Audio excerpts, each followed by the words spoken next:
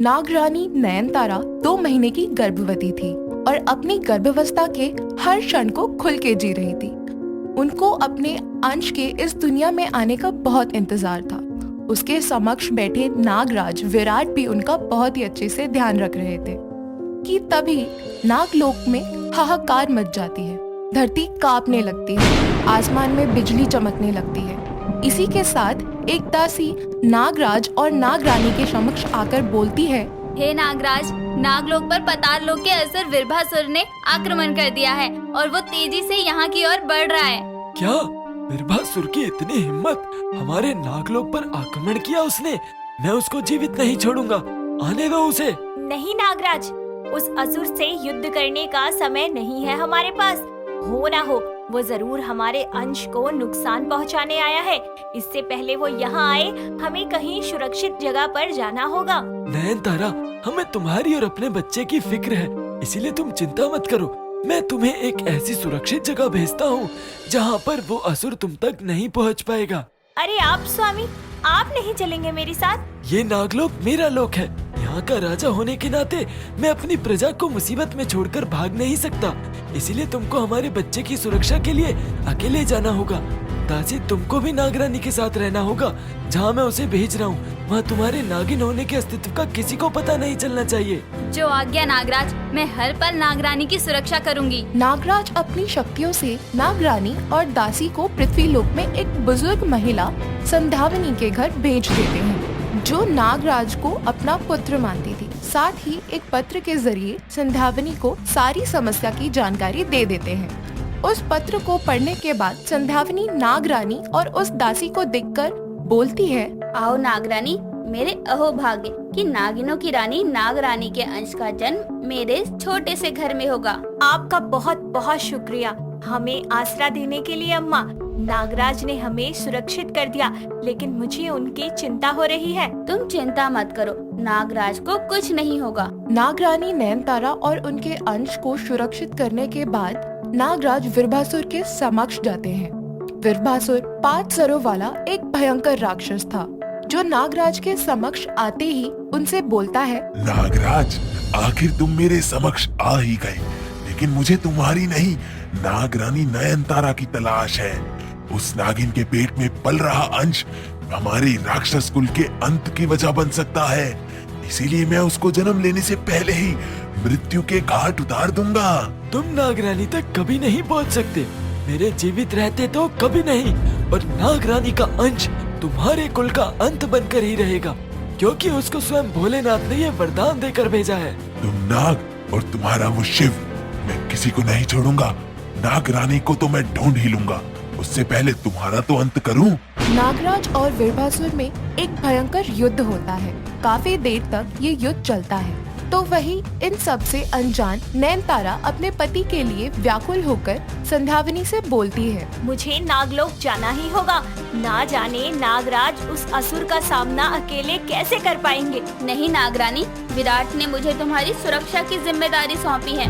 मैं तुमको कहीं नहीं जाने दूंगी। अम्मा ठीक कह रही है नागरानी, आपको यहाँ से कहीं नहीं जाना चाहिए। आप कहे तो मैं नागलोक का हाल देख कर आती हूँ। हाँ, ये ठीक रहेगा, लेकिन संभल कर जाना बेटी। अगर उस राक्षस को तुम्हारे वहाँ होने का आभास हुआ तो वो तुम्हारा पीछा करके नागरानी तक पहुँच सकता है। दासी नागरानी की चिंता मिटाने के लिए नागलोक जाती है, जहाँ वो देखती है कि पूरा नागलोक तहस नहस हो चुका है। नागराज की गद्दी पर वो राक्षस विरभासुर बैठा है।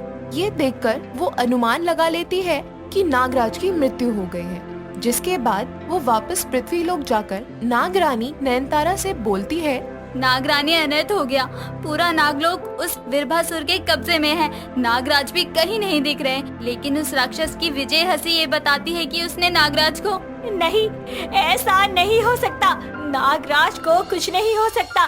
मैं अभी जाती हूँ नागलोक। नहीं नागरानी, मुझे इस बात पर विश्वास नहीं है, लेकिन अगर ऐसा हुआ है तो तुम्हारी संतान, तुम्हारा अंश इस महाविनाश को बदल सकता है। अपने पिता की मृत्यु का बदला और नागलोक की सुरक्षा तुम्हारा ये अंश ही करेगा। इसलिए तुमको उस वीरभासुर की नजरों से इसे बचाए रखना होगा। मेरे सुहाग के जिंदा होने या मरे होने का कोई परिणाम नहीं है मेरे पास। मैं खुद को कैसे संभालूं? एक तरफ नयनतारा नागराज के कुछ ना पता चलने पर परेशान होती है, तो दूसरी तरफ नागलोक पर कब्जा जमाए बैठा असुर विरभासुर अपने चेलों से बोलता है, जाओ और जाकर पृथ्वी लोक का कोना कोना छान मारो। मुझे वो नाग रानी नयनतारा चाहिए। उसके अंश के जन्म से पहले मुझे उसका अंत करना है। विरभासुर के कहने पर उसके सारे असुर पृथ्वी लोक पर इंसानी रूप लेकर नागरानी नयनतारा की तलाश में लग जाते हैं, लेकिन किसी को उनकी कोई खबर नहीं मिलती। लगभग 7 महीने गुजरने पर भी जब कोई सुराग नहीं मिलता, तो विरभासुर इस बात से बेहद गुस्से में आ जाता है और वो अपने पाताल लोक की जेल में जाकर एक आदमी पर कोड़े बरसाता हुआ बोलता है, उस नागिन के अंश का जन्म नजदीक है। आखिर कहाँ छुपाया है उन्हें बता, वरना तेरी मौत निश्चित है। कोड़े खाता आदमी अपनी जुबान से एक शब्द नहीं निकालता, जिससे विरभासुर गुस्से से फुंकारता हुआ बोलता है, नागरानी कहाँ छुपी बैठी हो अपने अंश को लिए? मुझे वो बच्चा मरा हुआ चाहिए। एक तरफ विरभासुर गुस्से से दहाड़ रहा होता है, तो दूसरी तरफ पृथ्वी लोक पर नागरानी अपने बच्चे को जन्म देने के लिए तैयार होती है। और कुछ ही देर में जब नागरानी नयनतारा अपने बच्चे को जन्म देती है, तो संध्याविनी उसे गोद में लेकर बोलती है, आ गया है नागिन नयनतारा का अंश और नागराज का पुत्र इस धरती पर। अब होगा उन असुरों का संहार। नागरानी नयनतारा अपने पुत्र के जन्म से बेहद खुश होती है, तो वही उसके जन्म के साथ नागलोक की धरती हिलने लगती है और तेज हवाओं के साथ गद्दी पर बैठे विरभासुर को ये देखकर पता चल जाता है कि उसका अंत और नागलोक का उत्तराधिकारी इस दुनिया में आ चुका है। ये देखकर वो चिल्लाते हुए बोलता है, नहीं नहीं नहीं, मेरा काल जन्म ले चुका है। आखिर कहाँ है? पृथ्वी लोक के किस कोने में है? मेरी नजरों के सामने क्यों नहीं आता? नागिन का अंश इस दुनिया में आ चुका था और नागरानी नयनतारा उसको अपनी गोदी में लेकर उसका नामकरण करते हुए बोलती है, मेरे अंश, मेरी संतान, तुझे अपने पिता की मृत्यु और नागलोक की निर्दोष प्रजा की हत्या का बदला लेना है। तू है नागलोक का असली वारिस, नागराज विराट का पुत्र, राजकुमार नरेश। नागरानी नयनतारा अपने पुत्र का नाम नरेश रखती है, जिसके बाद समय अपनी रफ्तार पकड़ता है और देखते ही देखते 18 वर्ष बीत जाते हैं, जिसके बाद नागराज पुत्र नरेश को रानी नयनतारा सारी सच्चाई से अवगत करवाती है और उसके 18वें जन्मदिन पर उसको उसके नाग होने की सारी शक्तियाँ देते हुए बोलती है, नरेश पुत्र, वक्त आ गया है कि तुम्हें अपने नागलोक को उस असुर विभासुर के कब्जे से आजाद करवाना है और उसे वापस से नागलोक के नाग नागिनों के निवास का स्थान बनाना है। कई नाग नागिन पाताल लोक के जेल में बंदी बने हुए हैं, उन्हें भी आजाद करवाना है। आप चिंता मत करिए माँ, पिताजी की मृत्यु का बदला और नागलोक पर अपना अधिकार मैं कर ही रहूंगा। नरेश नागलोक की ओर प्रस्थान करता है। साथ ही उसके नागलोक पहुंचते ही वहाँ की धरती अपने असली राजा के आते ही खिल उठती है। चारों तरफ फैला अंधकार रोशनी में बदल जाता है, जिसके बाद नरेश विरभासुर के समक्ष जाकर बोलता है, विरभासुर, तेरा काल अब खत्म हुआ, तेरा अंत तेरे सामने खड़ा है। एक छोटा सा बालक मेरे अंत की बात कर रहा है। आखिर कौन है तू और किसने तुझे यहाँ भेजा है? मैं उसी नागिन का अंश हूँ जिसे तू बरसों से ढूंढ रहा था, नागराज विराट और नागिन नयनतारा की संतान नरेश। अपनी मौत को अपने सामने खड़ा देखकर विरभासुर डर जाता है। जिस अंश को ढूंढने में उसने दिन रात एक किया, आज वो स्वयं ही उसके सामने आ खड़ा हुआ। लेकिन अपने डर को छुपाते हुए विरभासुर नरेश को चुनौती देते हुए बोलता है, तुम जैसे बच्चे से डरने की मुझे कोई आवश्यकता नहीं है। तुमको तो मैं यूं ही हरा दूंगा। इतना बोलकर नरेश और विरभासुर में युद्ध आरंभ होता है। काफी देर तक चलने वाले युद्ध में अंत विरभासुर और उन सभी असुरों का होता है जो उसके साथ इस युद्ध में थे। जिसके बाद नरेश अपनी माँ को नागलोक में लाने के बाद पाताल लोक के जेल में से सभी नाग नागिनों को आजाद कर लाता है। उनमें से एक बूढ़े से व्यक्ति को देखकर नयनतारा उसको पहचानते हुए बोलती है, नागराज, आप जीवित हैं पुत्र। ये तेरे पिताजी हैं, ये जीवित हैं। मेरा सुहाग जीवित है। नरेश अपने पिता के जीवित होने पर बहुत खुश होता है, जिसके बाद नागराज कुछ ही समय में नरेश को नागलोक का उत्तराधिकारी बना देते हैं और सुख व शांति के साथ नागलोक एक बार फिर से बस जाता है। शिलिशा नागलोक की सबसे समझदार नागिन थी। वैसे तो वो सांवले रंग की थी, लेकिन उसका रंग रूप तो कुछ ऐसा था कि वो सुंदर से सुंदर नागिन को भी ईर्ष्या दिला देती। एक दिन शिलिशा की दोस्त कनिष्का उसके पास आकर बोलती है, शिलिशा, तू तैयार नहीं हुई अब तक? आज पूर्णिमा है, हमें धरती लोक के शिव मंदिर जाना है, जहाँ शिव जी आज हमें आकर दर्शन देंगे। हाँ बाबा, हो गई तैयार। आज तो मैं सभी नागिनों से ज्यादा सुंदर लगूंगी। शिव जी झूठ ना बुलवाएं। माना कि तुम सांवले रंग की हो, लेकिन तुम्हारे चेहरे पर शिव जी जैसी चमक है। जिसके बाद दोनों मिलकर रात को धरती लोक के शिव मंदिर में जाती हैं और सब वहां पूजा करते हैं।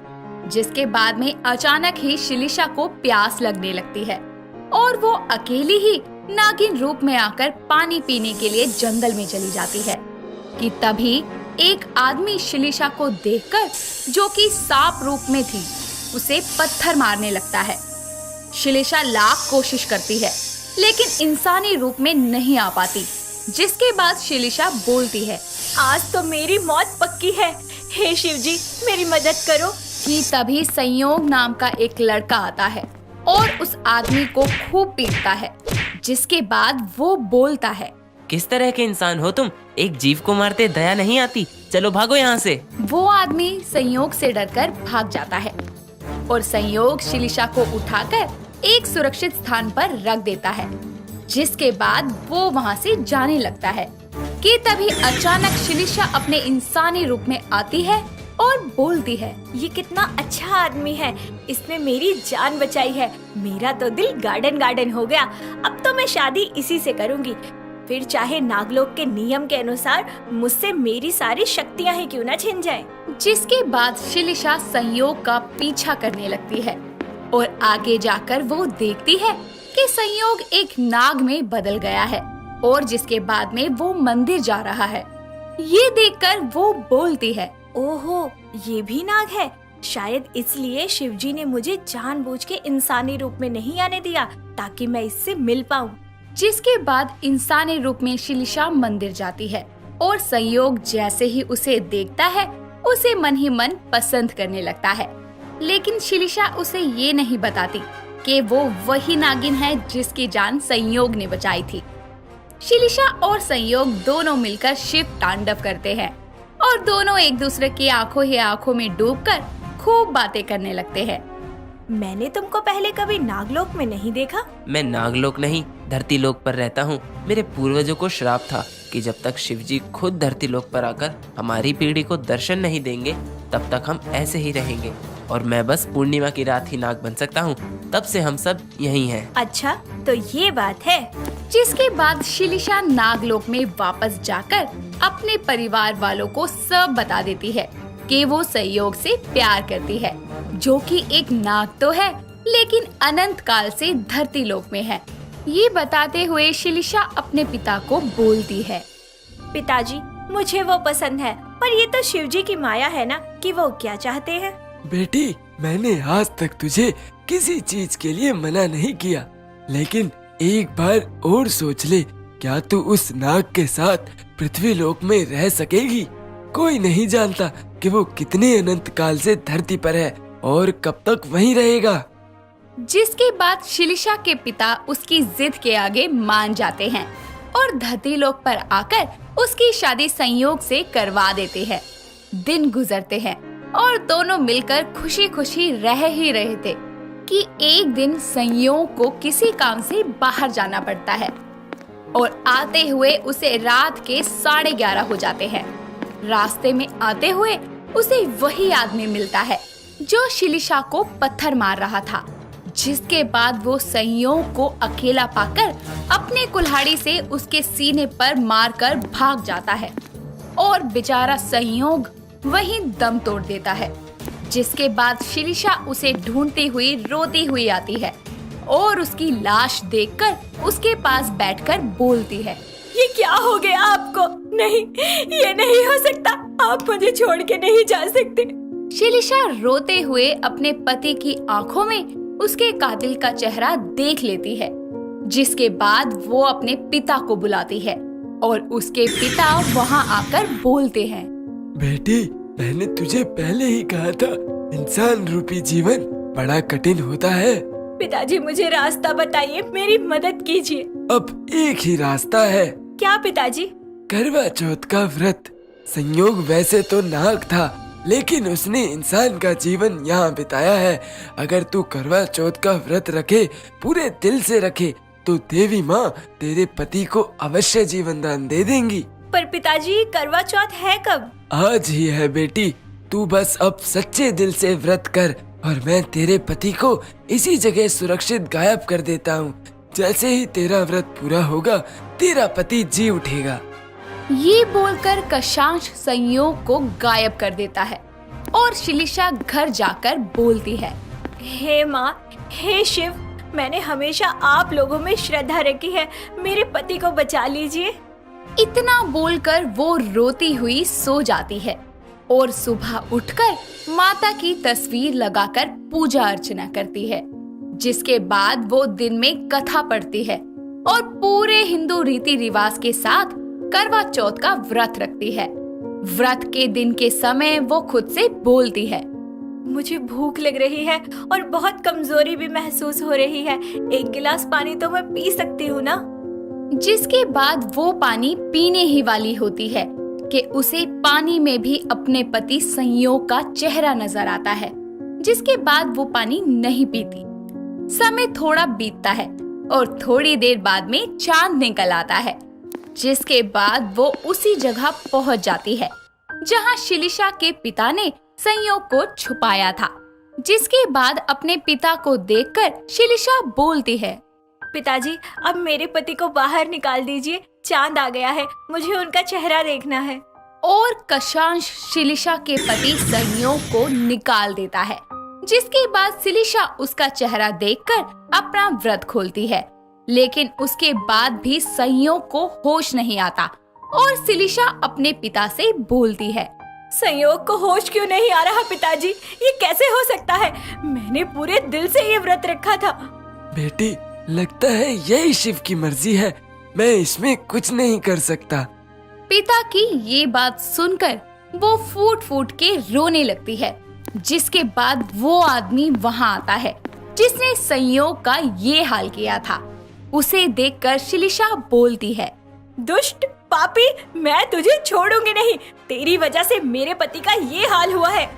ये कहकर जैसे ही वो उसकी तरफ बढ़ती है, वो आदमी अचानक से शिव रूप में बदल जाता है और संयोग को होश आता है, जिसके बाद तीनों मिलकर शिव को प्रणाम करते हैं और शिव बोलते हैं, संयोग, तुम्हारे कुल को मिले श्राप के अनुसार तुम मेरे दर्शन बिना नाग नहीं बन सकते थे, लेकिन अब तुम एक पूर्ण नाग हो और नाग लोग वापस जा सकते हो।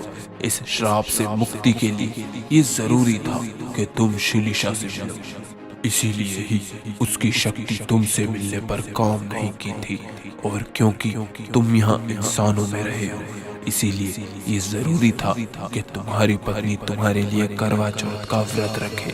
आज से तुम्हारा इंसानी जीवन खत्म होता है और नाग रूपी जीवन आरंभ। संयोग को मिले श्राप के कारण उसे धरती लोक पर अनंत काल तक रहना था, लेकिन शिलिशा के प्यार ने न सिर्फ उसको इस श्राप से मुक्त किया, बल्कि उसकी जान भी बचाई। जिसके बाद शिलिशा को आशीर्वाद देकर शिवजी अंतर्ध्यान हो जाते हैं और शिलिशा अपने पति और पिता के साथ नागलोक में वापस चली जाती है। जिसके बाद शिलिशा हर साल करवा चौथ का व्रत रखने लगी। इसी के साथ नागिन के करवा चौथ से उसके पति की जान बच जाती है और नागिन के करवा चौथ की इस कहानी का अंत होता है।